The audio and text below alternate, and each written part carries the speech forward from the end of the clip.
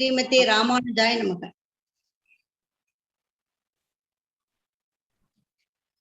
இன்று அவர்களுடைய நியன்கள் சொல்லிட்டு நம்ம ஆரம்பிக்கலாம் அப்படி என்று ஒரு என்னுடைய கருத்து.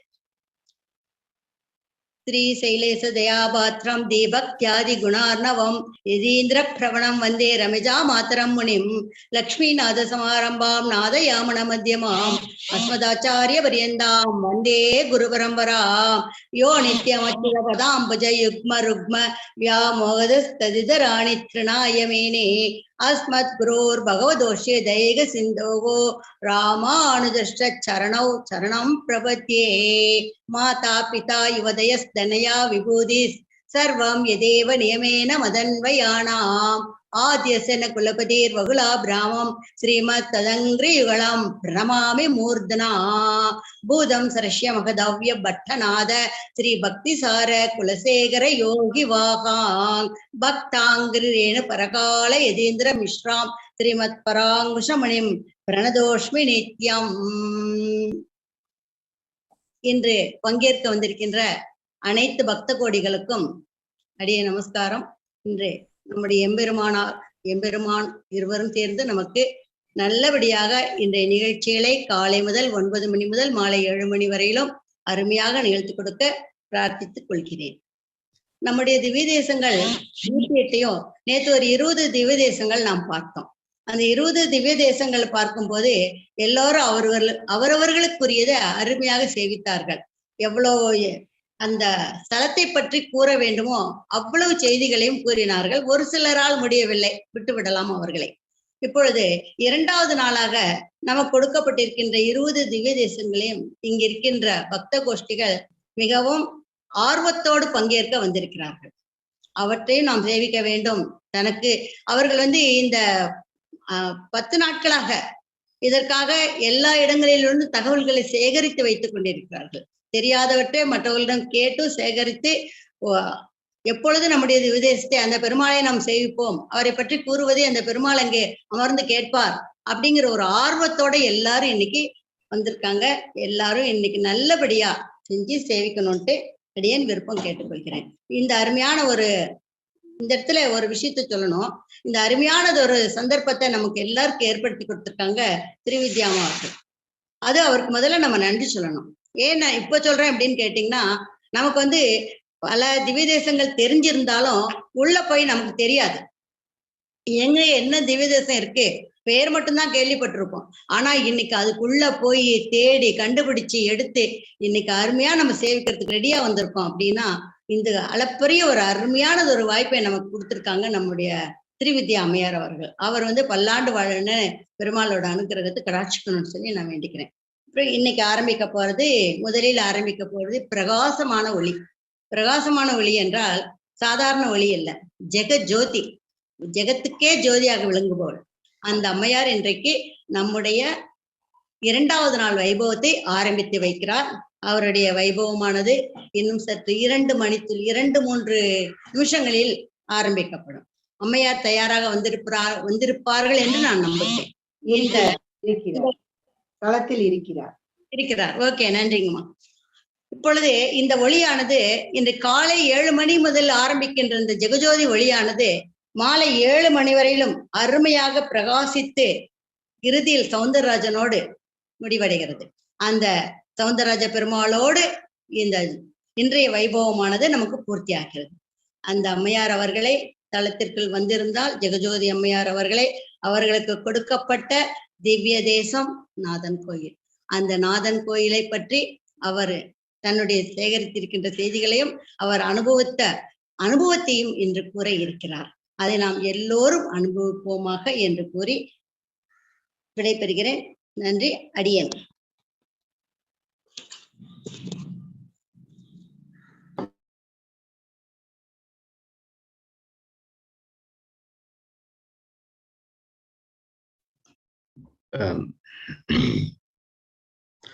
ஜெகஜோதி அம்மா, நீங்க அன்மியூட் பண்ணிக்கலாம்.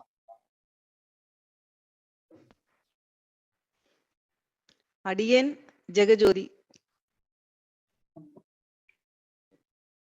நந்திபுர விண்ணகரம் 21வது திவ்ய தேசம். நான் தொடங்கலாங்களா? இன்னும் ஒரு 4 minutes இருக்கு, வெயிட் பண்ணலாம், பரவாயில்ல. ஓகே. இந்த நேரத்தில் நான் ஒரு எளிய பதிவை கூற வேண்டும். அனைவரும் ஓடி ஓடி தல வரலாற்றை சேர்க்கும் பொழுது அவர்கள் அறிவதற்காக நமது பாட்டிக்கு ஒரு முக்கியமானது கொடுத்திருக்கிறார்கள், நமது அம்மாவிற்கு ஒரு முக்கியமானது கொடுத்திருக்கிறார்கள், அவர்கள் சேவிக்க போகிறார்கள் என்று இளைய தலைமுறையினர் ஓடி ஓடி சேகரித்து கொண்டு ஓடி வந்து கொடுக்கிறார்களாம். இதுவரைக்கும் ஒரு ஸ்லோகம் கத்துக்க வாடான்னா எனக்கு படிக்கணும், எழுதணும், மிஸ்ஸுக்கு சப்மிட் பண்ணணும் இப்படி சொல்லிட்டு இருக்கிற குழந்தைங்க பக்தி இலக்கியத்தை தேடி ஓடி ஓடி எடுக்க ஆரம்பிச்சுட்டாங்க. இன்னும் ஒரு 4 தலைமுறைகளுக்கு எங்க எப்பொழுது யார் எதை தொட்டாலும் இந்த வலையொலி தளத்தில் இருக்கக்கூடிய நமது தல வரலாற்றின் சிறப்பை அவர்கள் இன்னும் கண்ணும் கருத்துமாக இன்னும் அடுத்த தலைமுறைக்கு வழங்குவார்கள். இது வரலாற்று கருவூலத்தில் முக்கியமான நிலைப்பாட்டில் இருக்கின்றன. அவர்கள் அனைவரும் தல வரலாற்றின் சிறப்புகளை குழந்தைகளுக்கு சொல்வது போல் அழகாக ரசித்து கூறுங்கள். அவர்களும் அதை அழகாக உள்வாங்கிக் கொள்வார்கள். கேட்டலில் உள்ள திறன், அவர்கள் எத்தனை பக்கங்கள் வேணாலும் எழுத முடியும், எழுத்தாளராகவும் மாறலாம். இதே திவ்ய தேசத்தை அவர்கள் எழுத்தின் மூலமும் தனது பதிவுகளை நிரூபிக்க நாம் ஒரு வாய்ப்பு கொடுக்கிறோம். அதை நாம் அழகாக கையாளுவோம். அடுத்த தலைமுறைக்காக பக்தி இலக்கியத்தை முதன்முறையாக உலக வரலாற்றில் 21ஆம் நூற்றாண்டில் பதிவெடுத்து கால் எடுத்து வைத்துக் கொண்டிருக்கோம் இந்து மேல்நிலைப்பள்ளி ஸ்ரீவித்யா. நன்றி. ஆரம்பிக்கலாம் அம்மா. அடியேன் வணக்கம். எனக்கு வழங்கப்பட்ட திவ்ய தேசம் நாதன் கோயில் என்றழைக்கும் நந்திபுர விண்ணகரம் ஆகும். இது சோழ நாட்டு திவ்ய தேசங்களில் அமைந்துள்ள திவ்ய தேசம். சோழ நாட்டு திவ்ய தேசங்கள் 40லும் இந்த திவ்ய தேசம் நடுநாயகமாக அமைந்துள்ளது. இந்த தேசம் அமைந்துள்ள இடம் கும்பகோணத்திலிருந்து தெற்கே 3.5 கிலோமீட்டர் தொலைவில் அமைந்துள்ளது. மூலவர் எம்பெருமான் இதே ஸ்கிரீன் சார்ட்டில் உள்ளது போல மூலவர் எம்பெருமான் ஸ்ரீ ஜெகநாதன். இவருக்கு நாதநாதன், ஸ்ரீநாதன், ஸ்ரீனிவாசன், நந்திநாதன் என்ற திருநாமங்களாலும் இப்பெருமான் அழைக்கப்படுகின்றார்.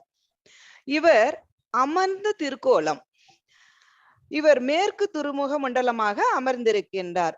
இந்த அமர்ந்த திருக்கோலமானது இடது திருக்கை நம்மை நோக்கி வாருங்கள் என்று அழைப்பது போன்றும், இடது திருக்கை தனது பாதார விந்தங்களை காண்பித்து தன்னை சரணமடையுங்கள் என்பதை போலவும், கிருஷ்ண பரமாத்மா கீதையில் மாமேகம் சரணடைவோமாக. தாயார் செண்பகவல்லி தாயார். தீர்த்தம் நந்தி தீர்த்த புஷ்கரணி. விமானம் மந்தார விமானம். பிரத்யட்சம் நந்தி சிபி சக்கரவர்த்தி. நந்திக்கும் சிபி சக்கரவர்த்திக்கும் எம்பெருமான் இந்த தலத்திலே காட்சி அளித்திருக்கின்றார். ஸ்தல விருட்சம் செண்பக மரம். உற்சவம் இன்றளவும் இந்த தலத்தில் வைகுண்ட ஏகாதசியானது வெகு விமர்சையாக கொண்டாடப்பட்டு வருகின்றது. மேலும் இந்த கோபுரமானது 3 நிலைதளங்களை உடைய கோபுரமாக அமைந்துள்ளது. பாடல்கள். இந்த திவ்ய தேசத்தினை குறித்து திருமங்கையாழ்வார் மட்டும் 10 பாசுரங்களால் தனது பெரிய திருமொழியிலேயே 5ஆம் திருமொழியில் 10ஆம் பத்திலே 10 பாடல்களால் மங்களாசாசனம் செய்துள்ளார். மேலும் இந்த தலத்திற்கான வரலாற்றுக்குள் நாம் செல்வோம். பவிஷ்ய புராணம் 7 அத்தியாயங்களிலும் பிரம்ம நாரத சம்வாதம் என்ற பகுதியில் பிரம்மனுக்கும் நாரதருக்கும் நடந்த உரையாடலாக இந்த தல வரலாறு பேசப்படுகின்றது. இந்த நந்திபுர விண்ணகரமானது துவாபர யுகத்திலேயே நாதன் கோயில் என்று அழைக்கப்பட்டுள்ளது. நாதன் உரைகின்ற நந்திபுர விண்ணகரம் என்பதே திருமங்கையாழ்வாரின் பாடலிலும் இடம்பெற்றுள்ளது. விண்ணகரம் என்றால் வைகுந்தம் என்பது பொருளாகும். இப்பூ உலகில் விண்ணகரம் என்று அழைக்கப்படும் திவ்ய தேசங்களில் இதுவும் ஒன்றாகும். மற்ற திருத்தலங்கள் எல்லாம் எவ்வாறு இது போன்று விண்ணகரம் என்று அழைக்கப்படும் திவ்ய தேசங்கள் திருக்காளி சீராம விண்ணகரம் எனப்படும் சீர்காழி, திருவிண்ணகரம் எனப்படும் உப்பிலியப்பன் கோவில், பரமேஸ்வர விண்ணகரம் எனப்படும் காஞ்சிபுரம், அரிமேய விண்ணகரம் எனப்படும் திருநாங்கூர். மேலும் நமது இந்திய தேசத்தின் கிழக்கு கடற்கரையில் ஒரிசாவில் பகவான் பூரி ஜெகநாதனாகவும், நமது நாட்டின் தென் கோடியில் திருப்புல்லானியில் ஆதி ஜெகநாதனாகவும், இந்த திருத்தலத்திலே எம்பெருமான் தட்சிண ஜெகநாதனாகவும் நமக்கு காட்சி அளிக்கின்றார். மேலும் இந்த கோயில் பூரி ஜெகநாதத்தை போல் ஒத்திருப்பதால் இது தட்சிண ஜெகநாதம் என்று அழைக்கப்படுகின்றது. மேலும் இந்த கோயில் ஏன் நாதன் கோயில் என்று அழைக்கப்படுவதற்கான காரணத்தை நாம் அறிவோம். திருப்பார்கடலில் ஸ்ரீமன் நாராயணனின் திருப்பாதார விந்தங்களையே பற்றியிருக்கும் மகாலட்சுமிக்கு மிகவும் அழகு பொருந்திய எம்பெருமானின் திருமார்பை கண்டு அவ்விடத்திலே எப்பொழுதும் நித்திய வாசம் செய்ய வேண்டும் என்று ஆசை உண்டாயிற்று. இதன் காரணமாக மகாலட்சுமி திருப்பார்கடலிலிருந்து புறப்பட்டு இந்த செண்பகாரண்ய சேத்திரத்திற்கு வந்தடைகின்றாள். இங்கே வந்து எம்பெருமானை நோக்கி கடும் தவம் மேற்கொள்கின்றாள். எதற்காக? எம்பெருமானுடைய திவ்ய மார்பிலே, திருமார்பிலே இடப்பிடிக்க வேண்டும் என்பதே அவளுடைய நோக்கம். அதற்காக இங்கே வந்து எம்பெருமானை நோக்கி கடுந்தவம் மேற்கொள்கின்றாள். எம்பெருமானும் தேவியின் பிரிவு ஆற்றலை தாங்க முடியாமல் ஒரு ஐப்பசி மாதம் சுக்லபட்ச வெள்ளிக்கிழமை அன்று தாயாருக்கு பிரத்யட்சமாகி அவளது விருப்பப்படியே அவளை தனது திருமார்பில் சூட்டிக் கொள்கின்றான். கிழக்கு நோக்கி பிராட்டி தவம் செய்தமையால் அவளை எதிர்கொண்டு அருள வேண்டும் என்பதற்காகவே எம்பெருமான் மேற்கு நோக்கி எழுந்தருள்கின்றான். மேலும் செண்பகாரண்யம் என்னும் இந்த சேத்திரமானது செண்பக மரங்கள் அடர்ந்து காணப்படும் ஒரு வனம். இங்கே தவம் செய்தபடியால் செண்பகவல்லி தாயார் என்ற திருநாமமும் தாயாருக்கு ஏற்பட்டது. இங்கே வீட்டிருக்கும் எம்பெருமான் உற்சவரின் திருநாமம் ஜெகநாதன் என்பதாகும். எனவேதான் உற்சவரின் பெயரிலேயே இந்த தலம் நாதன் கோயில் என்று அழைக்கப்படுகின்றது. மேலும் மகாலட்சுமியை தன் திருமார்பில் ஏற்றுக்கொண்டதால் இந்த எம்பெருமானுக்கு போக சீனிவாசன் என்ற பெயரும் உண்டாயிற்று. இவ்வாறாக பிரிந்த திவ்ய தம்பதிகள் இந்த தலத்திலே, இந்த பூலோகத்திலே ஒன்று சேர்ந்த ஸ்தலம் என்பதால் நாளடைவிலும் திருமண தடை உள்ளவர்கள் இங்கு வந்து 9 வெள்ளிக்கிழமைகளில் ஒவ்வொரு வெள்ளிக்கிழமையும் பாசிபயிறு சுண்டல் நைவேத்தியம் செய்து தாயாரை வழிபட அவர்களுக்கு உள்ள திருமண தடைகள் எல்லாம் நீங்கி திருமணம் நடைபெறுவதாக ஐதீகம். மேலும் இந்த சேத்திரம் நந்திபுர விண்ணகரம் என்றும் அழைப்பதற்கான விளக்கத்தினை நாம் காண்போம். சிவபெருமானின் வாகனமாக நந்தி பெருமான் உள்ளார். திருக்கைலாயத்தின் பூத கணங்களில் மிகவும் முதன்மையானவர் இவர். கைலாயத்தில் யார் நுழைய முற்பட்டாலும் நந்தியிடம் அனுமதி பெற்றுதான் சிவனை தரிசிக்க வேண்டும். ஒரு சமயம் சிறந்த சிவபக்தனான ராவணேஸ்வரன் நந்தியிடம் அனுமதி பெறாமல் சிவனை தரிசிக்க முற்படுகின்றார். அங்கே கடு வாக்குவாதம் நந்திக்கும் ராவணேஸ்வரனுக்கும் ஏற்படுகின்றது. ஏற்படும் சூழ்நிலையில் நந்தி வந்து ராவணனை சவித்து விடுகின்றார். அதாவது, உனது இலங்கை மாநகரானது ஒரு குரங்கினால் அழிக்க கடவாய் என்பதே அந்த சாபமாகும். பின்பு ராம அவதாரத்தின் போது சுந்தரகாண்டத்தில் அனுமனால் ஸ்ரீரங்கை அழிக்கப்படுவதை நாம் அறிவோம். இவ்வாறான நந்தி பகவான் ஒரு சமயம் வைகுந்தத்திற்கு திருமாலை தரிசிக்க செல்கின்றார். வைகுந்தத்தின் வாயில் காப்பாளராக இருக்கும் துவாரபாலர்களிடம் அனுமதி பெறாமல் எம்பெருமானை தரிசிக்க முற்படுகின்றார். இன்றளவும் நாம் பெருமாள் கோயில்களுக்கு எம்பெருமானை தரிசிக்க செல்லும் பொழுது கற்பகிரகத்தின் முன்பாக அமைந்துள்ள ஜெய் விஜயர்களான துவார பாலர்களை வணங்கிவிட்டுதான் எம்பெருமானை தரிசிக்க செல்வது என்பது முறையாகும். இதையேதான் ஆண்டாள் நாச்சியாரும் தன் திருப்பாவையில் 16வது பாசுரத்திலே நாயகனாய் நின்ற நந்தகோபனுடைய கோயில் காப்பானே, கொடி தோன்றும் தோரண வாயில் காப்பானே, மணிக்கதவும் தாழ்த்திரவாய் என்று Andal குறிப்பிடுகின்றாள்.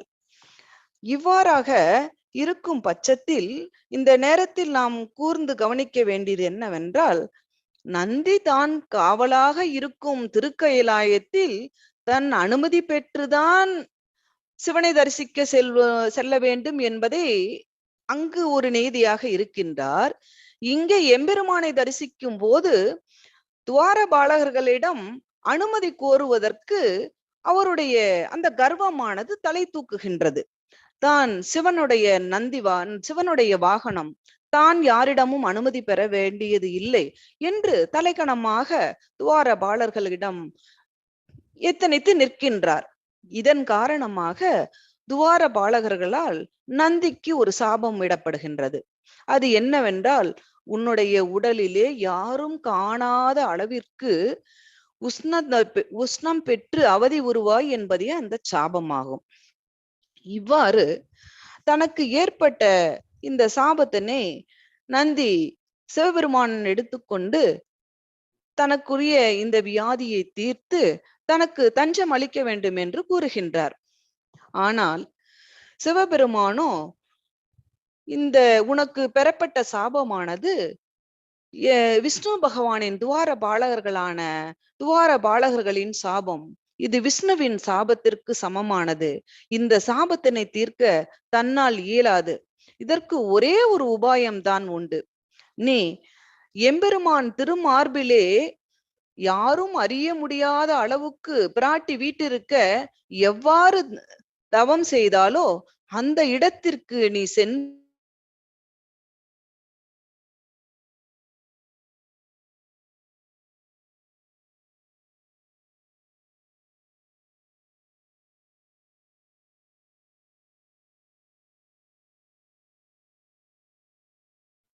Hello hello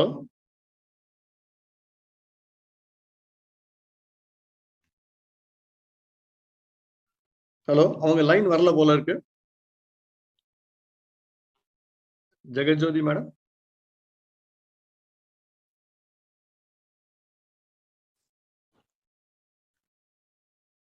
hello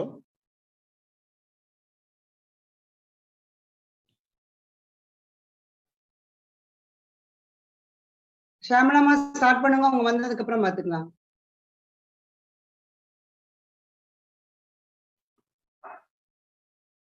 please unmute. அம்மா உங்களது ஏதோ லிங்க் வரல போல இருக்குங்கம்மா. நீங்க ஆரம்பிங்கம்மா, நான் தான் சொல்லிட்டு இருக்கேன். ஆரம்பிங்க. இல்ல நந்திபுர விண்ணகர பாசுரம் சேவிச்சிருவா.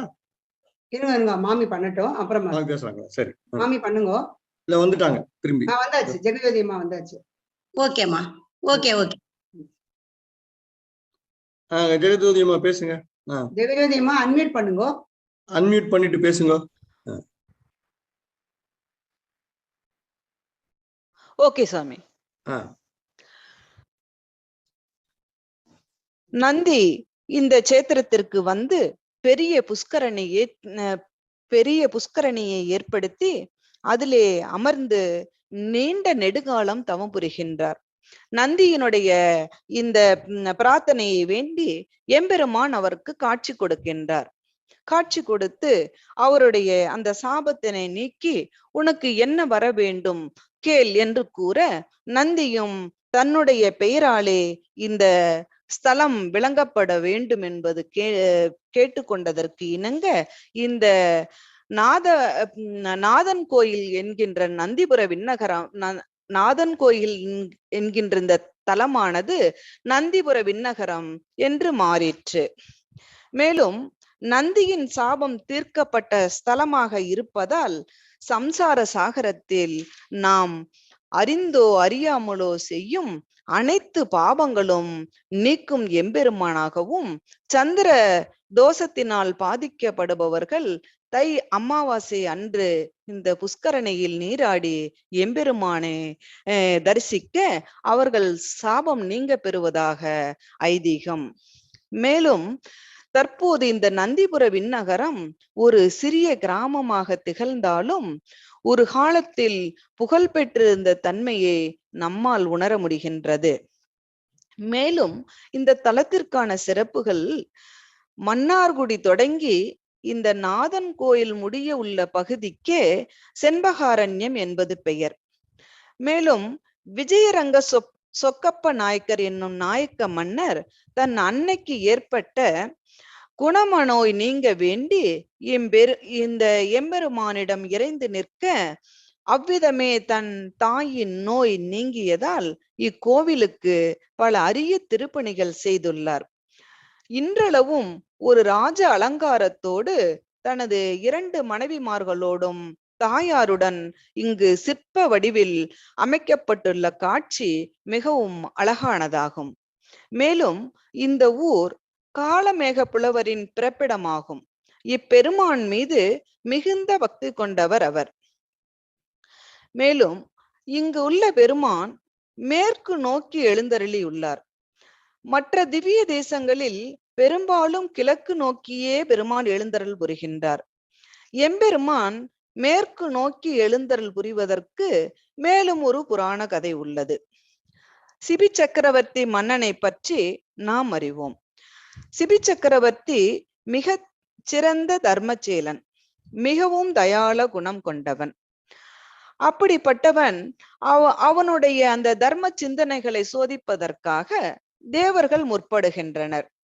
இதன் காரணமாக அக்னி பகவான் ஒரு புறா வடிவிலும் இந்திரன் ஒரு கழுகு வடிவிலும் மேற்கொண்டு புறாவை கழுகு துரத்த புறா நடுநடுங்கி சிபி சக்கரவர்த்தியின் அரண்மனையிலே தஞ்சமடைகின்றது. இதனை கண்ட சிபி சக்கரவர்த்தி கழுகுவிடம் அந்த புறாவை விட்டுவிடும்படியாக அதற்கு சமமாக தனது தொடைப்பகுதியிலிருந்து சதையை தருவதாக தராசின் ஒரு தட்டில் புறாவினையும் இன்னொரு தட்டில் தனது உடல் சதையையும் வைக்க, தராசு சமமாகாத நிலையில் தனது உடலில் உள்ள அனைத்து சதைகளையும் வெட்டி வெட்டி தராசில் வைக்க சமமாகாத நிலையில் தானே ஏறி அமர்ந்து தனது உயிரையும் புறாவுக்காக தியாகம் செய்ய முற்பட்ட போது பகவான் அவனை ரட்சிப்பதற்காக கிழக்கு நோக்கி அமர்ந்திருந்த எம்பெருமான் மேற்கு நோக்கி அமர்ந்ததாக புராணம் கூறுகின்றது. இதற்கான ஆதாரங்கள் எதுவும் இல்லை என்றாலும் இந்த பகுதியில் வழங்கப்படும் கர்ண பரம்பரை கதையாக இந்த கதை அமைந்துள்ளது. மேலும் இந்த இடம் ஒரு காலத்தில் விண்ணை முட்டும் மாட மாளிகைகளும் கூட கோபுரங்களும் சூழ்ந்த இடமாகவும் சோழ மன்னர்களின் தலைநகரமாகவும் விளங்கி இருக்குது என்பதை பொன்னியின் செல்வன் அவர்கள் எழுதிய கல்கியின் நூலால் அறியலாம். பழையூர், பம்பப்படையூர், அரியப்படையூர், பட்டீஸ்வரம் இங்கெல்லாம் பாசறை இருப்பதாக பொன்னியின் செல்வம் கூறுகின்றது. இந்த பெயருள்ள கிராமங்கள் சிறிதளவும் மாற்றமில்லாமல் அதே பெயருடன் இன்றளவும் விளங்கி வருகின்றது. மேலும் சிவனது வாகனமான நந்தி இவ்விடத்து திருமாலை குறித்து தவம் இருந்ததும் நந்தியின் பெயரிலே இந்த தலம் அழைக்கப்படுவதாலும் இது ஒரு சைவ வைணவ மத ஒற்றுமைக்கு சிறந்த எடுத்துக்காட்டாக விளங்குகின்றது. மேலும் இந்த வானமாமலை இந்த தலம் வானமாமலை ஆதிக்கத்திற்கு உட்பட்டு அவர்களாலே இந்த சேத்திரம் பராமரிக்கப்பட்டு வருகின்றது. மேலும் ஐப்பசி வெள்ளிக்கிழமைகளில் இங்கு தாயாருக்கு செய்யப்படும் அபிஷேகங்கள் சர்வகாரிய சித்தியை உண்டு பண்ணுகிறது என்று புராண காலம் முதல் இன்று வரை உள்ள நம்பிக்கையாகும். இப்பகுதியின் மண் மிகவும் பிரசித்தமானது. இந்த மண்ணால் செய்யப்பட்ட மண்பாண்டங்கள் இந்த பகுதியில் மிகவும் பெயர் பெற்றவை. மண்பாண்டங்கள் செய்வது இந்த பகுதியில் சிறந்த குடிசை தொழிலாகவே விளங்கி வருகின்றது. மேலும் இந்த மண் நெல் விளைச்சலில் அமோக விளைச்சலை தருகின்றது. எனவேதான் திருமங்கை ஆழ்வாரும் தனது பாசுரத்தில் கீழ்கண்டவாறு இந்த மண்ணை புகழ்ந்து பாடுகின்றார். அந்த பாசுரம்: என்னில் நினைவெய்தி இனி இல்லை இறையென்று முனியாளர் திருவார் பண்ணில் மலிகீதமோடு பாடி அவர் ஆடலோடு கூட எழிலார் மண்ணில் இது போல நகரில்லை என வானவர்கள் தாம் மலர்கள் தூய் நன்னி உரைகின்ற நகர் நந்திபுர விண்ணகரம் நன்னுமணமே. என்னில் நினைவெய்தி இனி இல்லை வானவர்கள் தாம் மலர்கள் தூய் நன்னி உரைகின்ற நகர் நந்திபுர விண்ணகரம் நன்னுமணமே.